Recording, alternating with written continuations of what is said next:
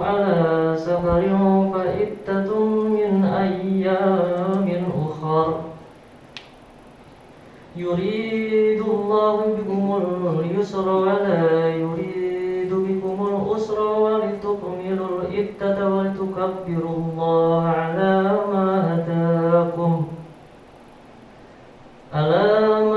هداكم ولعلكم تشكرون.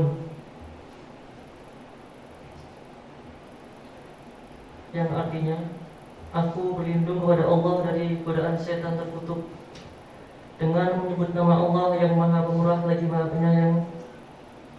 Wahai orang-orang yang beriman, diwajibkan atas kamu berpuasa sebagaimana diwajibkan atas orang sebelum kamu, agar kamu bertakwa, yaitu beberapa hari tertentu.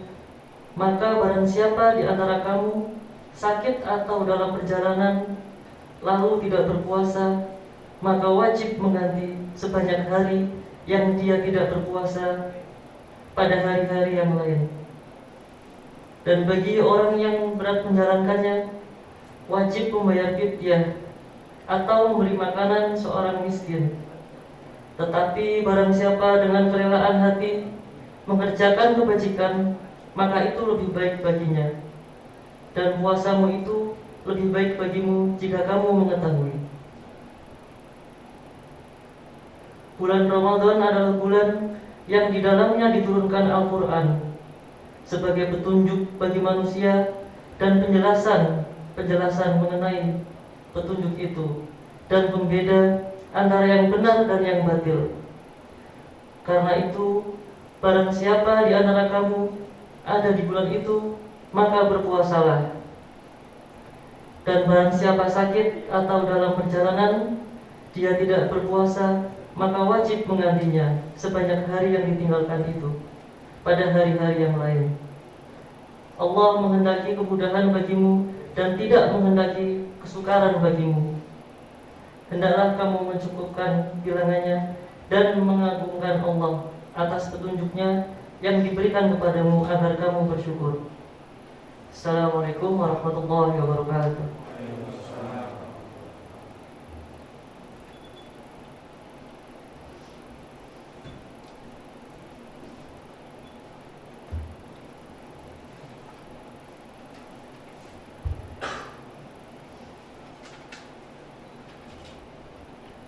Demikian pembacaan ayat suci Al-Quran oleh Dr. Muhammad Daswinur.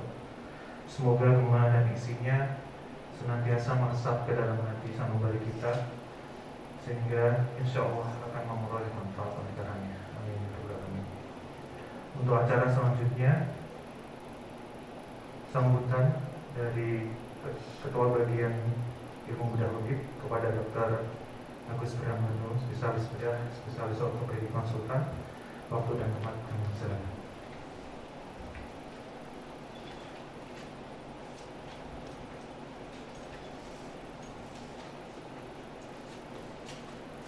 Assalamualaikum warahmatullahi wabarakatuh. Yang kami hormati Bapak Ustadz Amin Taufik Nasro, alhamdulillah sudah bisa hadir di tengah-tengah kita.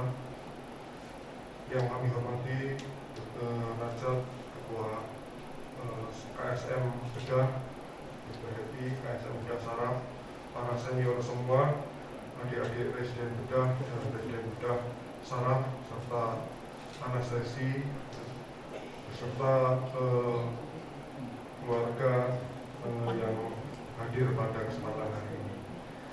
Alhamdulillah kita bisa berkumpul bersama di ruang ini, melanjutkan kondisi yang masih dalam kondisi pandemi. Ya, alhamdulillah kalau kita bandingkan dengan tahun kemarin,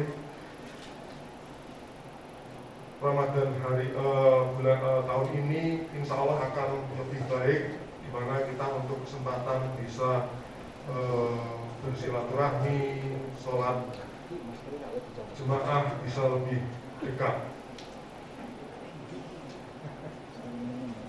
Kami haturkan juga terima kasih kepada segenap panitia, di mana sudah menyiapkan acara ini. Semoga bisa berlangsung nanti secara rutin sampai minggu di akhir bulan Ramadan. Pada kesempatan malam ini nanti Pak Ustadz akan menyampaikan tema amalan-amalan di bulan Ramadan. Untuk mempersingkat waktu, terima kasih sambutan saya. Wassalamualaikum warahmatullahi wabarakatuh.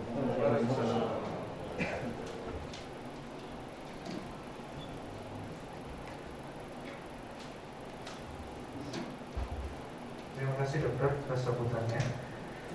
Untuk acara selanjutnya kajian Ramadan dan dilanjutkan dengan doa yang akan diberikan oleh Ustadz Amin Taufik Nasro Nasi. Kepada Ustadz Amin Taufik Nasro, waktu dan tempat kami persilakan.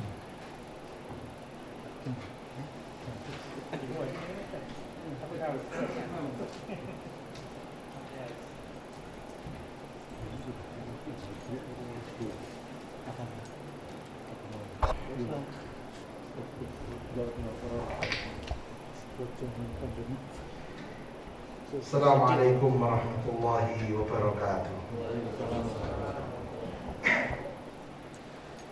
Innal hamdalillah nahmaduhu wa nasta'inuhu wa nastaghfiruh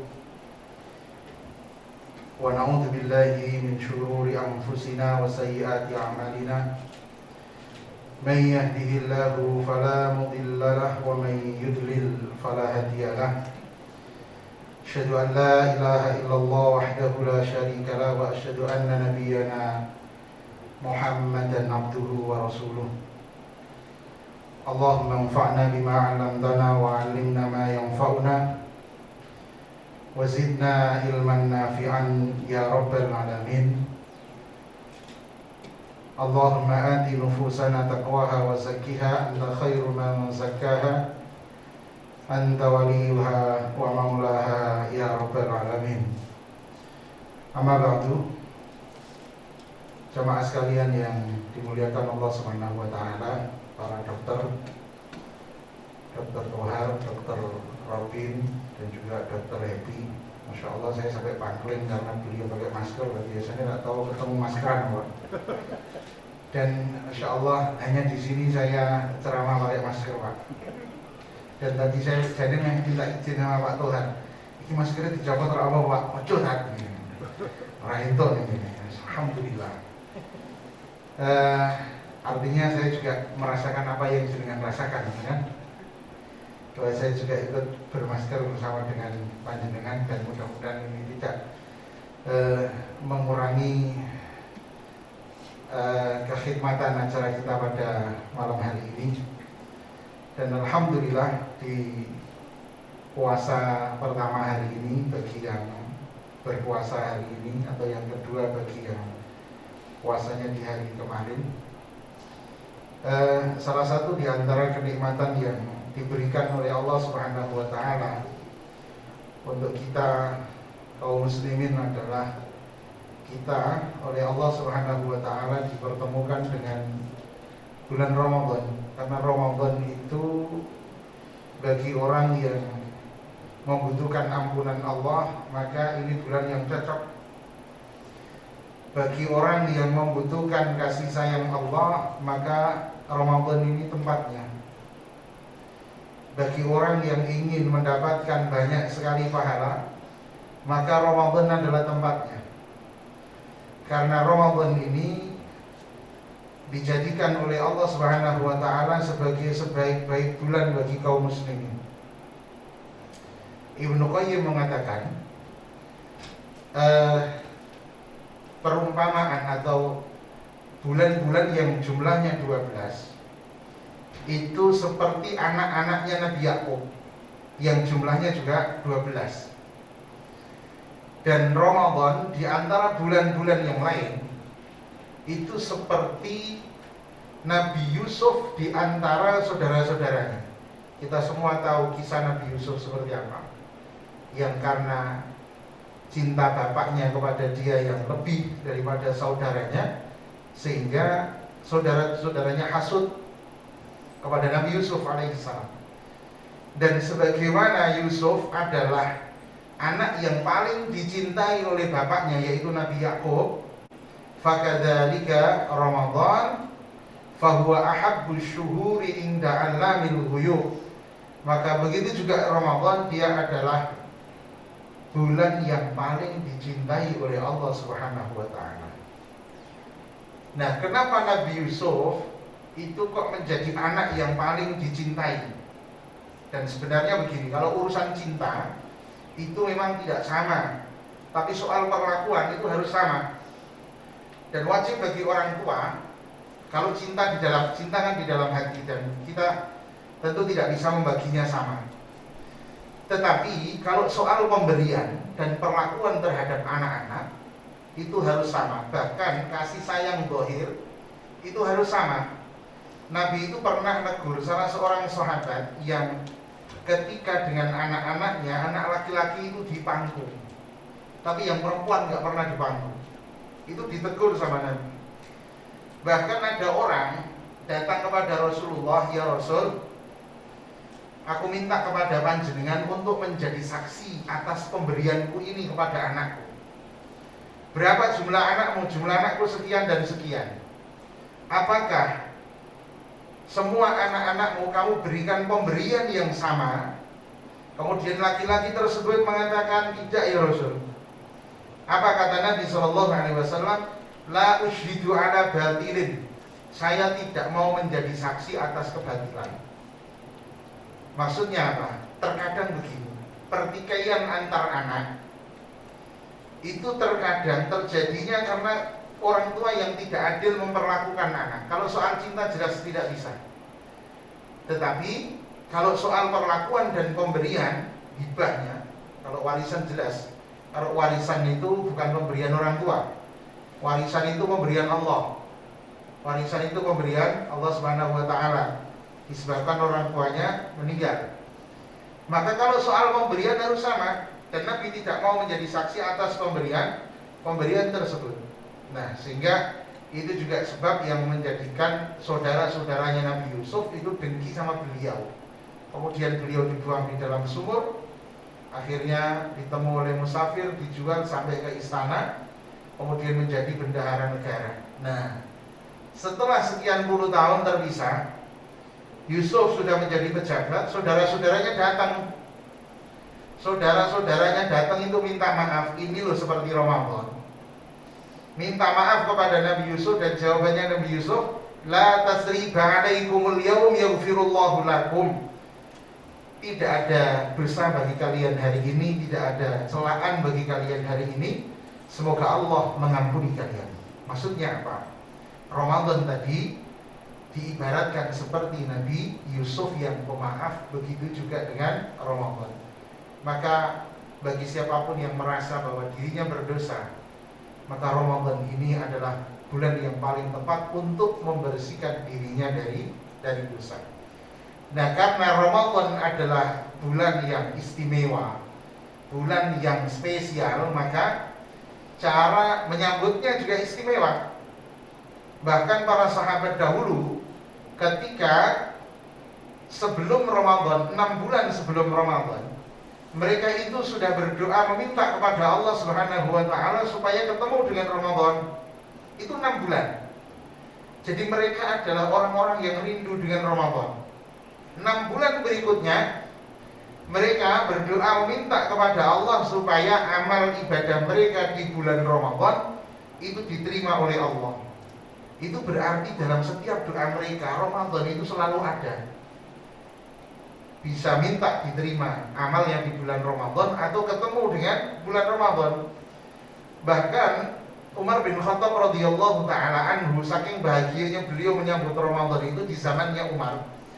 Itu untuk pertama kalinya masjid itu dikasih lampu. Jadi dalam sejarah Islam, yang pertama kali ngasih lampu di dalam masjid itu adalah Umar. Berarti dari zaman Rasulullah sampai Umar itu tengah, nggak ada lampunya. Makanya begini, orang munafik itu zaman dahulu, mereka ini kenapa kata Nabi kok males datang ke masjid di waktu isya dan waktu subuh? Karena kita tahu orang munafik itu dia beramal itu supaya dilihat orang, kemudian orang itu akan memberikan penilaian kepada dia bahwa dia muslim. Nah, ketika sholatnya tidak kelihatan, yaitu sholat isya dan sholat subuh, maka mereka nggak datang. Kalau munafik hari ini kan lebih gampang, cukup dia di KTP-nya muslim, wis cukup. Tapi zaman dulu orang munafik itu tetap dia hadir sholat jamaah, zuhur, asar sama maghrib, isya dan subuh mereka nggak datang. Baru di zamannya Umar bin Khattab radhiyallahu taala anhu kemudian masjid-masjid itu dikasih lampu sehingga banyak orang yang membaca Al-Quran. Dan itu awal Ramadan di zaman beliau. Sehingga di zamannya Imam Ali atau Sayyidina Ali, Khalifah keempat, ketika beliau mengenang jasanya Umar yang memberikan penerangan di dalam masjid itu, beliau mengatakan begini, Nawwarallahu laka ya ibnal Khattab fi qabrika. Semoga Allah menerangimu wahai anaknya Al-Khattab di dalam kuburmu sebagaimana engkau telah menerangi masjid-masjidnya Allah dengan cahaya Al-Quran. Wis ono lampu terus jadi wong padha maca Quran di dalam masjid. Itu cara kebahagiaan mereka menyambut Ramadan. Maka cara mengisinya juga cara yang istimewa, tidak seperti hari-hari biasa. Sehingga setiap muslim sebelum dia masuk ke bulan Ramadan mestinya dia sudah punya perencanaan ibadah. Nanti saya akan sholat jamaahnya di mana, kapan saya membaca Al-Qur'annya, waktunya. Jadi dibuat perencanaan, dan itu sebagai bentuk wujud bahwa kita akan serius di bulan Ramadan.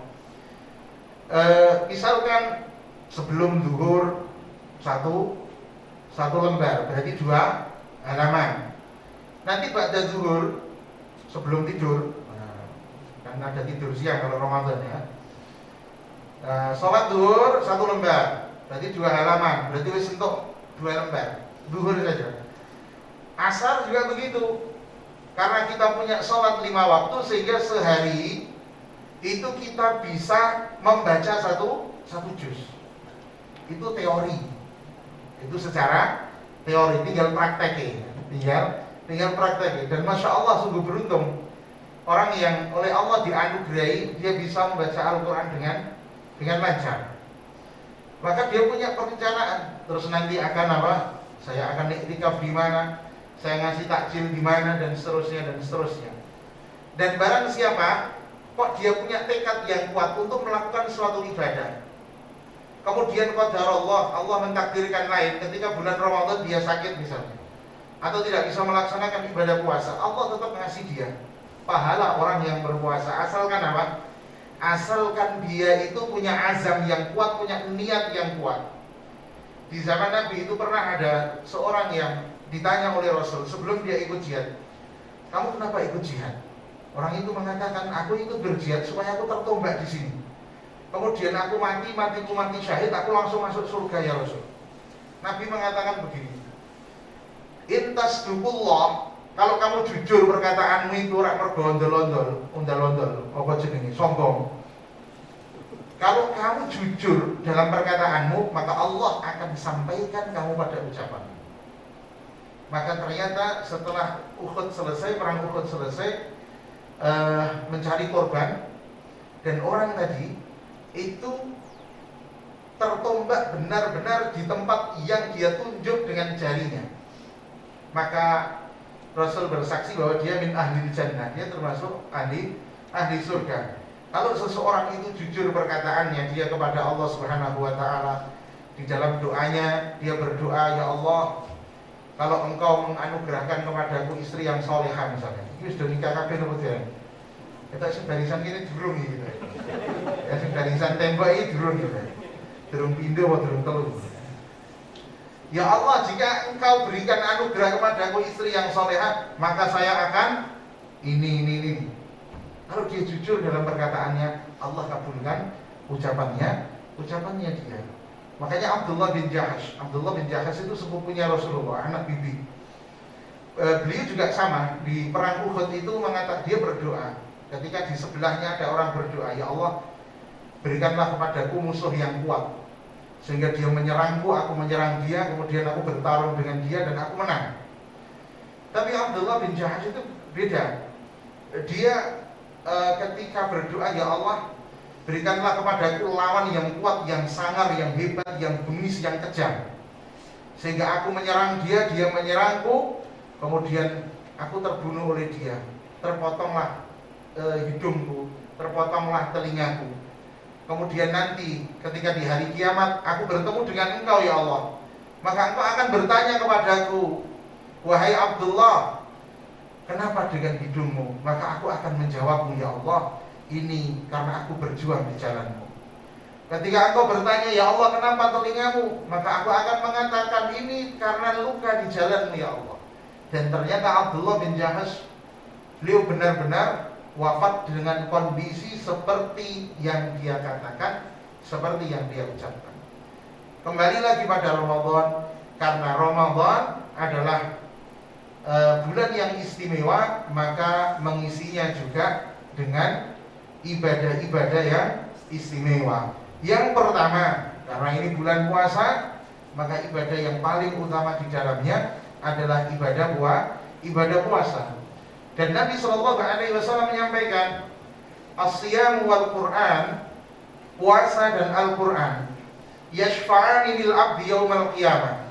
Dia keduanya itu memberikan syafaat pada hamba yang mau berpuasa dan mau membaca Al-Quran di hari kiamat. Maka puasa kita itu akan membela kita.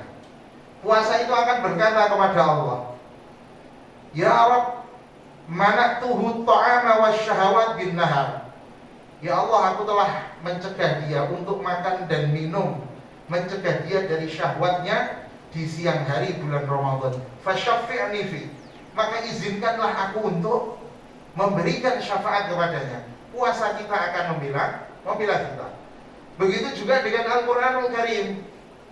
Maka Al-Quran itu akan berkata, ya Allah, di malam hari aku mencegah dia, aku menjadikan dia tidak tidur karena membaca Al-Quran, maka izinkanlah aku untuk memberikan syafaatnya kepadanya. Fayashfa'an, maka keduanya itu diperkenankan oleh Allah untuk memberikan syafaat. Di dalam riwayat yang lain, Rasulullah SAW bersabda, Iqra'ul Quran, bacalah Al-Quran, fa innahu ya'ti yaumal qiyamati syafi'an li ashabi. Karena sesungguhnya Al-Quran itu akan datang di hari kiamat sebagai penolong bagi yang membacanya. Makanya tadi, membaca Al-Quran, orang yang bisa membaca Al-Quran itu orang yang beruntung. Dan salah satu di antara kewajiban kita sebagai orang tua adalah mengajarkan Al-Quran kepada anak kita. Kita memperhatikan Al-Qurannya anak kita, sampai dia bisa membaca, syukur-syukur bisa hafal Al-Quran. Di zamannya Umar, pernah ada seorang ayah yang datang kepada Umar bin Khattab. Si ayah ini dia mengadukan kedurhakaan anaknya. Dia lapor sama khalifah.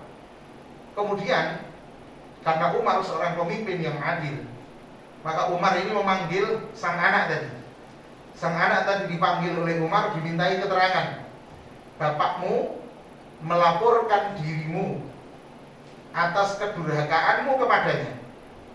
Kemudian sang anak tadi mengatakan, wahai khalifah, bukankah seorang anak itu punya hak terhadap ayahnya?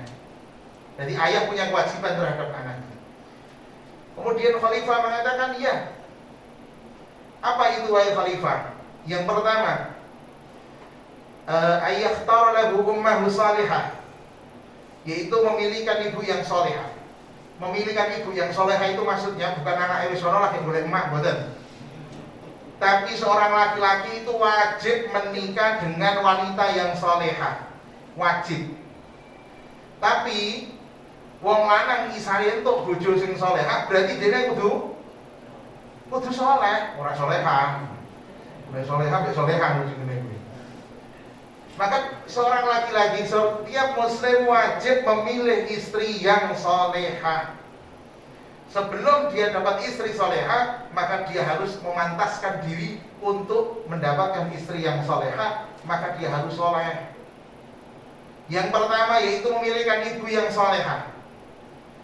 Yang kedua, ayyuhsinasmahu, yaitu bagusake jenenge, memilihkan nama yang maknanya baik. Kemudian yang ketiga, ayyu'allima bil Qur'an, mengajarkan Al-Qur'an. Kemudian si anak tadi itu mengatakan kepada khalifah, wahai khalifah, dari 3 kewajiban tadi tidak satu pun yang ditunaikan oleh bapakku kepadaku. Dia tidak menikah dengan wanita yang baik karena dia menikah dengan budak perempuan hitam yang kafir. Memilih perempuan yang tidak salehah sehingga lahir dia. Yang kedua, kemudian dia menamaiku dengan nama Jublan. Jublan itu artinya coro. Apa ngomong dia anak jenenge Zoro mungkin oke lah. Nama Jublan itu artinya coro. Dan dia tidak mengajarkan Al-Quran kepadaku meskipun satu huruf. Belas orang diperhatikan pendidikannya. Kalau hanya sekedar dikasih makan, segala syahwatnya dituruti, maka itu sama dengan merusak anak. Bahkan disebutkan nasihatnya oleh Ibnu Qayyim mengatakan bahwa banyak orang tua yang mencelakakan anaknya. Salah satunya adalah tidak mengajarkan adab kepada anaknya, kemudian menuruti atau memberikan fasilitas syahwat kepada anaknya. Syahwat itu keinginan. Apa-apa yang hari ini tidak dibutuhkan tidak usah diberikan. Maka itu orang tua bisa mencelakakan anaknya sendiri. Kemudian sabda Nabi SAW masih tentang puasa. Innamas siyamu junnatun yastajinnu bihal abdu minan nar. Puasa kita itu jadi perisai bagi kita di hari kiamat dari nerakanya Allah Subhanahu wa taala. Kemudian sabda Nabi sallallahu alaihi wasallam, salah satu la turaddu da'watuhum, 3 orang yang doanya tidak ditolak. 3 orang yang doanya tidak ditolak oleh Allah Subhanahu wa taala. Yang pertama, as-shaimu hatta yuftir, orang yang berpuasa. Makanya seharian kita berpuasa, banyak-banyak berdoa. Doa kita termasuk doa yang tidak ditolak oleh Allah Subhanahu wa taala sampai dia berbuka. Wal imamul adil, pemimpin yang adil, entah presiden, gubernur, wali kota, bupati dan sak nisor-nisore, kalau dia adil, maka doanya itu mustajab. Dan setiap pemimpin harus tahu ini. Termasuk kepala jurusan tadi. Pemimpin apapun, kalau dia adil, doanya mustajab. Dan pemimpin yang soleh adalah pemimpin yang mendoakan rakyatnya dan rakyatnya mendoakan dia. Artinya mendoakan kebaikan, bukan keburukan. Sama-sama apa? Sama-sama dungo dinomo antara pemimpin dengan rakyatnya. Lah gampangnya kan, pemimpin yang adil itu pemimpin yang memberikan hak kepada setiap yang berhak. Wa'ati kulladzi haqqin haqqo. Siapa yang berhak mendapatkan ini siapa, maka itu ditunaikan semuanya. Maka semakin orang itu wilayah kepemimpinannya luas, maka semakin berat pertanggungjawaban di sisi Allah Subhanahu wa taala. Bahkan Umar pernah mengatakan, seandainya ada kambing yang hilang di negeri yang aku pimpin ini, aku bertanggung jawab di hadapan Allah Subhanahu wa ta'ala. Bisa jadi apa? Ada orang yang gak punya pekerjaan, yang gak punya nafkah, dia fakir, dia miskin, yang tidak bisa memenuhi kebutuhannya, sehingga ada milik kaum muslimin yang hilang, dan aku akan bertanggung jawab di hadapan Allah Subhanahu wa ta'ala. Pemimpin, kesolehan pemimpin itu mutlak. Kesolehan pemimpin itu mutlak. Zamannya Umar bin Abdul Aziz, orang yang dibimbing oleh Allah Subhanahu wa taala, orang yang luar biasa keadilannya, yang kaum muslimin diberkahi oleh Allah karena punya pemimpin yang soleh dan adil. Di tanah kaum muslimin itu pemandangannya adalah hijau, maka pemandangan hari itu birunya langit dan hijaunya tanaman. Itu zamannya Umar bin Abdul Aziz. Wal imamul adil wa da'watul mazlum. Zalim itu bisa maknanya haknya yang dizalimi atau fisiknya yang dizalimi. Maka dua-duanya itu doa yang mustajab. Di riwayat yang lain itu disebutkan begini, takutlah kalian terhadap doa orang yang dizalimi. Karena doanya orang yang dizalimi, yang terzalimi itu tidak ada hijab, tidak ada satir, tidak ada aling-aling antara dia dengan Allah Subhanahu wa taala. Maka bahaya kalau sampai orang yang dizalimi tadi mendoakan keburukan kepada orang yang berbuat zalim, terlebih lagi kalau keburukannya adalah keburukan akhirat.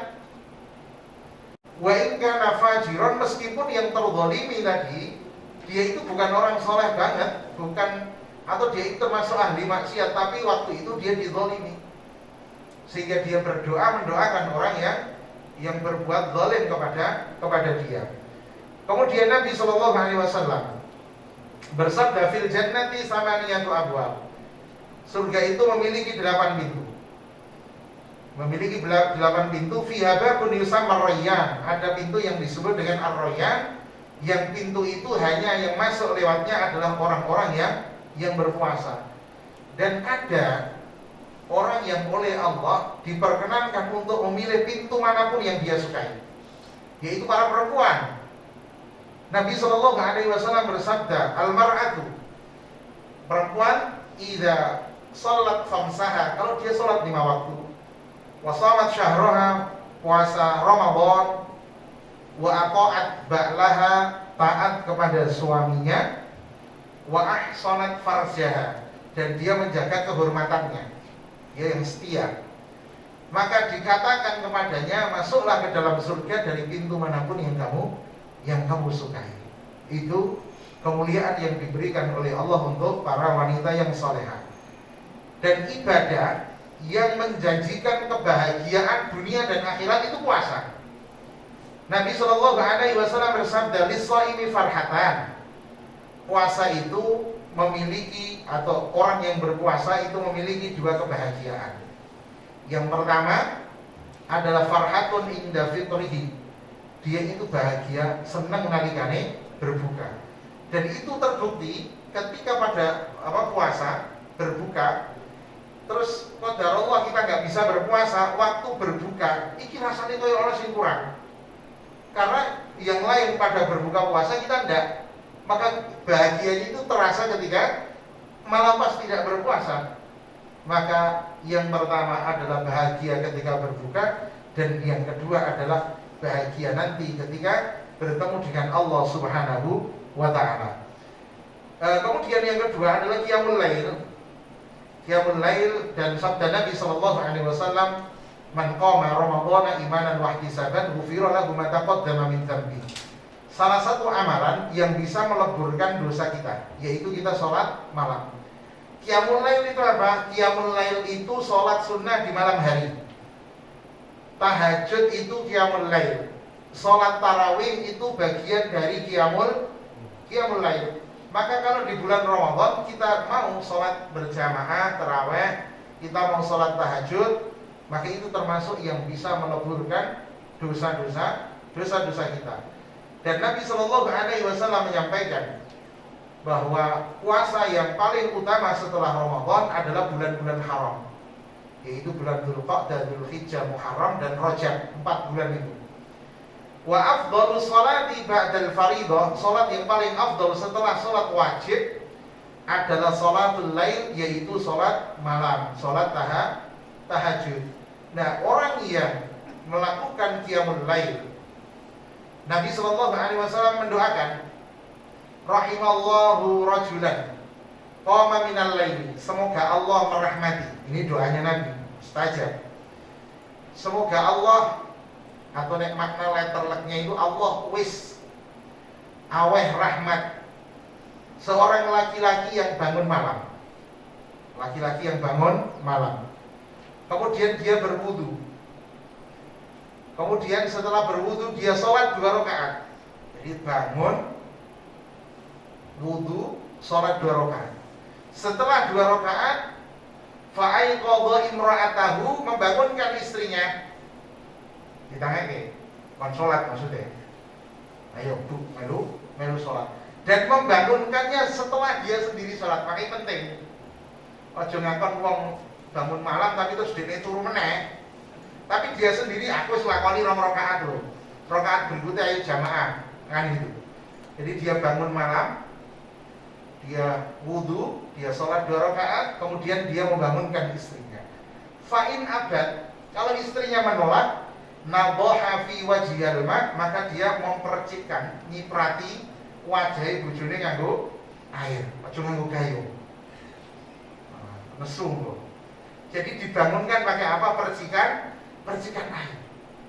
Dan sebaliknya, semoga Allah merahmati seorang istri yang bangun malam, bangun malam, kemudian dia berwudu, dia sholat 2 rakaat, membangunkan suaminya. Kalau suaminya menolak, maka dipercikkan air di wajahnya. Itu suami istri yang luar biasa, yang masya Allah. Dua-duanya mendapatkan rahmat dari Allah Subhanahu wa Ta'ala. Kemudian di setiap malam itu ada satu waktu yang mustajab. Seperti halnya di hari Jumat. Di hari Jumat itu ada satu waktu yang tidaklah seorang muslim berdoa meminta kepada Allah di situ pasti dikabulkan. Para ulama menyebut antara asar dengan maghrib, yaitu waktu antara asar dengan maghrib, itu waktu yang mustajab. Nah, setiap malam juga sama. Ada satu waktu yang tidaklah seorang muslim berdoa meminta kebaikan dunia dan akhirat, melainkan Allah akan memberikan apa yang dia minta kepada Allah Subhanahu wa Ta'ala. Dan Fudail bin Iyad itu mengatakan begini, setiap waktu maghrib matahari itu sudah terbenam, itu hatiku sangat bahagia. Kenapa? Kata Fudail, karena waktu malam itu waktu ketika orang itu pada tidur, dan di saat itulah aku akan menyendiri bersama dengan Rabbku, aku akan bermunajat kepada Allah Subhanahu wa Ta'ala. Kemudian yang ketiga adalah memberi makan orang berbuka. Nah, ini penting. Memberikan takjil.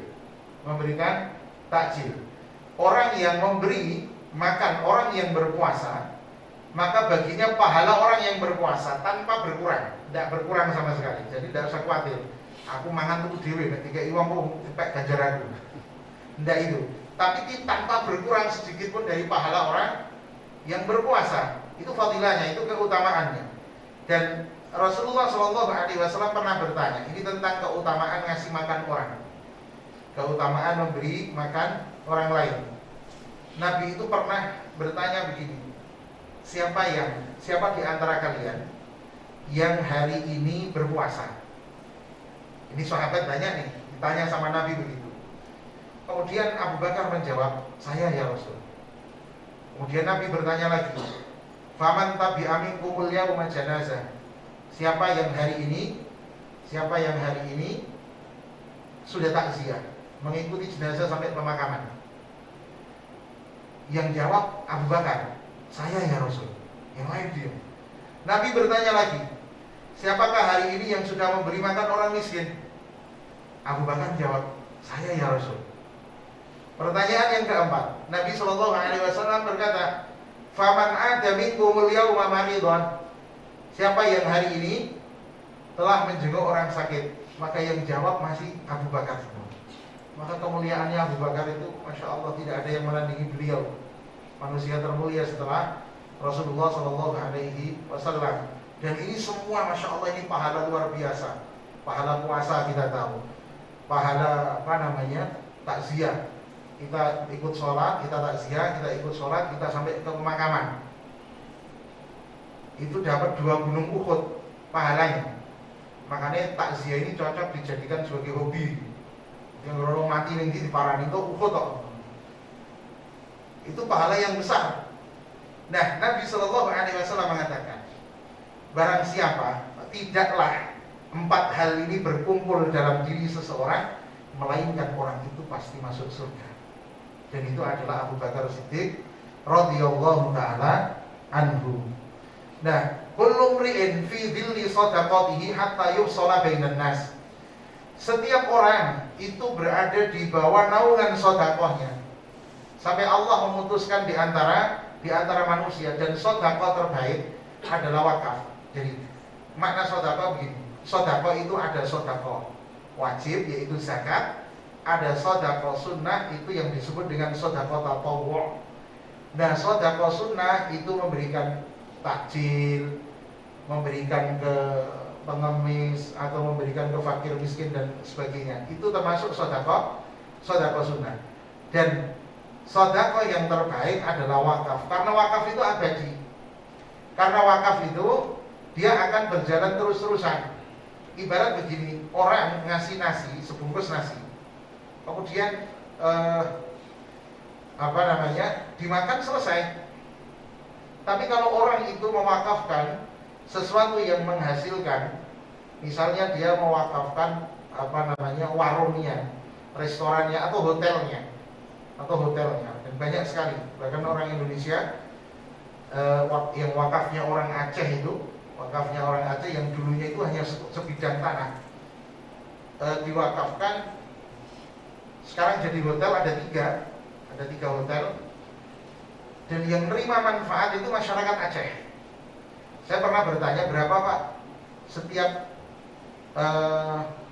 jamaah haji dari Aceh, berapa yang dia dapatkan? Itu sekitar 4 atau 5 juta. Jadi itu wakaf. Yang menerima manfaat adalah orang Aceh yang melaksanakan ibadah haji. Maka itu adalah yang terbaik. Ya, ada wakaf masjid, wakaf TPI, wakaf kuburan dan sebagainya. Itu semua adalah kebaikan. Kemudian yang terakhir adalah istighfar. Ini yang sering kita lalai, terutama di waktu-waktu yang paling tepat, yang paling terbaik untuk istighfar. Allah Subhanahu wa taala berfirman, "Wa bil ashari hum yastaghfirun." Dan di waktu sahur, di akhir malam itu mereka beristighfar, meminta ampun kepada Allah Subhanahu wa taala, dan itu adalah tanda atau ciri orang-orang yang bertakwa. Rasul kita Muhammad sallallahu alaihi wasallam menyampaikan, "Wallahi inni la astaghfiru wa atubullah, la astaghfirullah wa atubu ilaihi fil yaumi aktsar min 70 marrah." Nabi bersumpah, aku sehari itu istighfarnya lebih dari 70 kali. Lebih dari 70 kali. Dan Nabi juga menyampaikan bahwa ketika hatiku sedang kendu, maka aku istighfarnya 100 kali. Nabi padahal itu maksum terjaga dari dosa. Nah, kalau kita yang belum tentu swarga nih, maka harusnya kita istighfar kita itu lebih banyak daripada Rasulullah SAW. Istighfar kita akan menghapuskan dosa-dosa kita yang berkaitan dengan Allah. Kalau yang dosa kita sesama manusia, maka harus selesai. Kalau urusan dengan Allah mudah. Kita berdosa kepada Allah, kita minta ampun, Allah Maha Pengampun. Dan istighfar ini menjadi solusi. Jadi solusi. Disebutkan oleh Al-Imam Al-Qurtubi dari Ibnu Shabih, Al-Hasan Al-Basri itu ulama tabi'in. Tabi'in itu berarti orang yang pernah bertemu dengan sahabat Nabi keadaan muslim dia. Ibnu Shabih dia pernah bersama dengan Al-Hasan Al-Basri. Al-Hasan Al-Basri ini tabi'in yang lahir tahun 21 Hijriah. Dan salah satu di antara kemuliaannya Al-Hasan Al-Basri ini, ibunya dia itu jadi pembantunya atau jadi budaknya Ummu Salamah. Ummu Salamah itu istri Rasul. Ketika ditinggal oleh ibunya, Al-Hasan Al-Basri yang masih kecil, masih bayi tadi, nangis. Ketika nangis direneng karo Ummu Salamah, kemudian disusui meskipun tidak ada asinya. Akhirnya dia diam. Jadi Al-Hasan Al-Basri itu pernah menyusu kepada Ummul Mukminin, istri Rasulullah SAW, yaitu Ummu Salamah. Dia jadi orang alim luar biasa.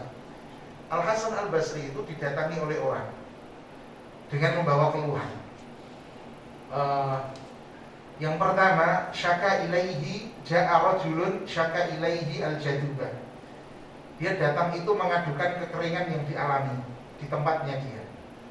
Maka Al-Hasan Al-Basri menjawab, istaghfirillah, beristighfarlah kepada Allah. Wa ja'a akhar, yang lain datang kemudian syaka ilaihi al-faqra, dia mengadukan kefakiran yang dia alami. Saya ini fakir, surat gawe nangel kabeh do mundak. Kemudian jawabannya Al-Hasan Al-Basri, istaghfirillah, beristighfarlah kepada Allah. Sudah ada dua orang datang, yang satu mengadukan kekeringan yang dialami, yang kedua itu kefakiran. Jawabannya istaghfirillah. Datang orang yang ketiga. Orang yang ketiga ini sudah lama menikah, belum juga punya anak. Kemudian minta didoakan oleh Al-Hasan Al-Basri supaya Allah memberikan anak kepadaku. Jawabannya Al-Hasan Al-Basri, istaghfirillah, beristighfarlah kepada Allah. Maka datang yang keempat. Yang keempat ini dia mengajukan tentang keringnya kebunnya dia. Kebunnya kering. Maka jawabannya Al-Hasan Al-Basri masih sama, yaitu istaghfirillah, beristighfarlah kepada Allah. Ini ada orang punya 4 keluhan. Makanya kalau mau tanya sama jenengan, kira-kira ana patang penyakit obate padha iki kata apa? Ya. Ana wong teko nggawa penyakite orang. Lara untu, sirah melu karo demam kan mesti padha ya. Penyakitnya 4 ini beda. Tapi obatnya satu. Itu istighfar. Nah, sang murid itu kaget dengan jawaban gurunya. Jenengan tadi loh, ana wong takon dengan berbagai macam problematika yang mereka alami, kok jawabannya siji. Kata Al-Hasan Al-Basri, ma qultu min indi syai'an. Aku ngomong ini ora karepku dhewe. Bukan dari diriku sendiri. Tapi itu adalah firman Allah Subhanahu wa taala. Kemudian Al-Hasan Al-Basri mengutip surat Nuh menceritakan tentang Nabi Nuh. Nabi Nuh itu mengajak kaumnya untuk istighfar tapi ora gelem. Akhirnya apa? Diiming-imingi, kowe nek istighfar kowe entuk ngene lan ngene. Faqultu astaghfiru rabbakum innahu kana ghaffara. Maka aku berkata, kata Nabi Nuh, beristighfarlah, minta ampunlah kepada Rabb kalian, sesungguhnya Rabb kalian itu Maha Pengampun. Kalau kalian mau istighfar, yursilis samaa alaikum midrar, maka Allah akan menurunkan hujan yang deras kepada kalian. Wa yumdidkum bi amwali wa banin. Allah akan memperkenankan, akan memberikan kepada kalian anak-anak, memberikan harta dan anak-anak. Jadi 3 itu sudah terjawab. Wa yaj'al lakum jannatin wa yaj'al lakum anhar. Dan Allah akan menjadikan bagi kalian kebun-kebun dan sungai-sungai. Maka kalau ada penghalang antara hamba dengan Rabb-nya, maka itu adalah dosanya. Kalau ada penghalang antara seorang hamba dengan Rabb-nya, maka itu adalah maksiatnya yang menghalangi dia. Maka supaya tidak ada sekat antara kita dengan Allah Subhanahu wa taala, kita memperbanyak istighfar, bertaubat kepada Allah, terutama di waktu sahur. Karena waktu sahur itu waktu yang paling tepat untuk istighfar. Karena Allah menyebutkan bahwa salah satu tanda orang bertakwa yaitu dia beristighfar di waktu sahur.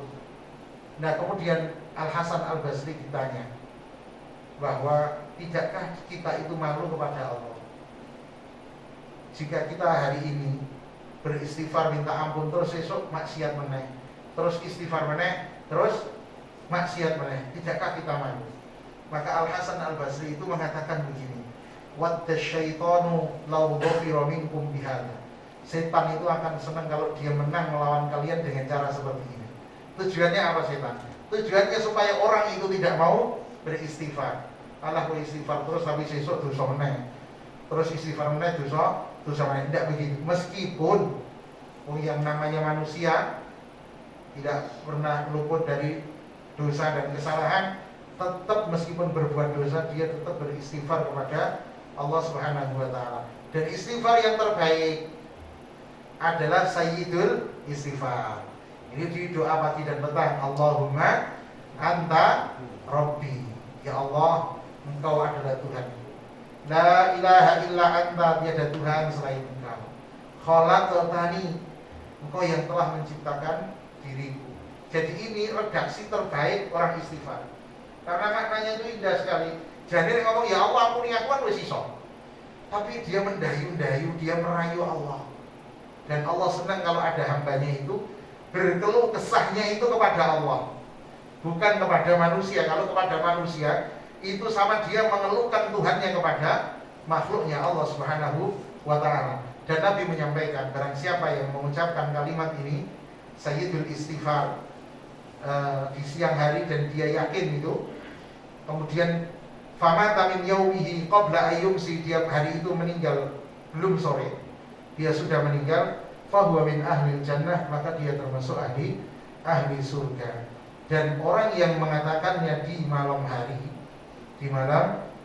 kemudian belum sampai pagi dia sudah meninggal, fahuwa min ahli jannah, maka dia termasuk ahli surga.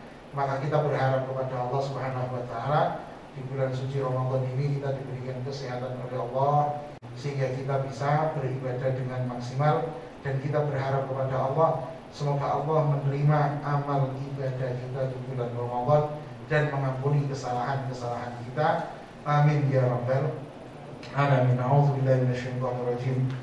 Bismillahirrahmanirrahim. Hamdan syakirin, hamdan na'imin, hamdan yuafi ni'amahu wa yukafi'u mazidah. Ya Rabbana lakal hamdu kama yanbaghi li jalali wajhikal karim wa 'azimi sultanik. Allahumma shalli ala sayyidina Muhammad wa ala ali sayyidina Muhammad.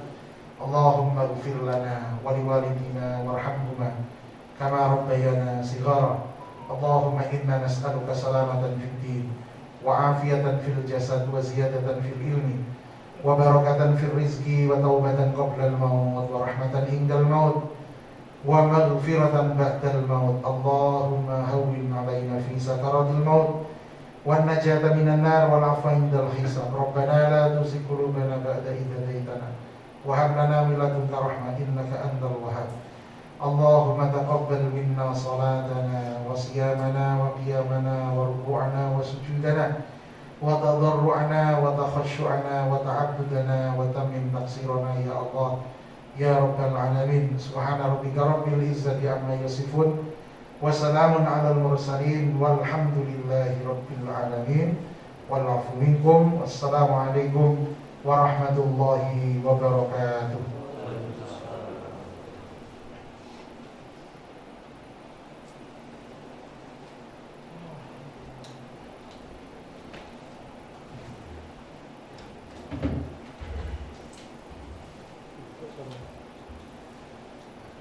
Terima kasih Ustaz atas ilmu yang telah diberikan. Semoga ilmu yang telah diberikan bermanfaat bagi kita semua, khususnya dalam menjalani ibadah Ramadan ini lebih khusyuk dan insya Allah mendapat pahala dari Allah Taala. Acara demi acara telah kita lalui hingga sampailah kita di akhir dari seluruh rangkaian acara pada malam hari ini. Atas nama panitia, kami menyampaikan terima kasih yang sebesar-besarnya atas perhatian dan kehadiran dari Bapak Ibu dokter semua. Tak lupa kami mohon maaf atas segala kekurangan dan kehilafan. Akhirul kalam, wassalamualaikum warahmatullahi wabarakatuh.